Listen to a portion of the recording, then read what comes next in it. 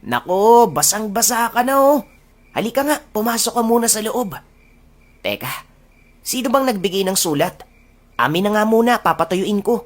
Basa naman eh, mamaya ko na lang bubuksan. Doon po yan sa kabilang parte ng bundok.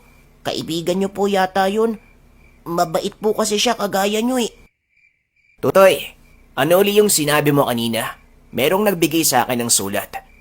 Wala naman akong kakilala dito.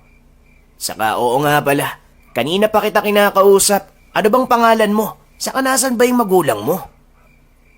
Buboy. Buboy po yung pangalan ko. Wala na po akong magulang. Palaboy lang po ako. Napadaan lang ako dun sa bahay sa kabilang parte po ng bundok. Tapos nagtanong po ako kung meron silang pagkain. Nagulat nga po ako kasi ang bait nung lalaki dun eh. Pinakain niya po ako. Pareho nga po yung itsura ng bahay nyo.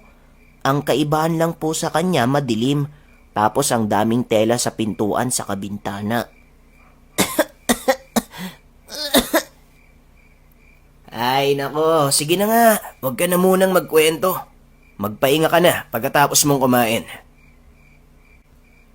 Matapos naming mag-usap, talagang nawala sa isip ko yung sulat, pati na din yung garapon na nakita ko.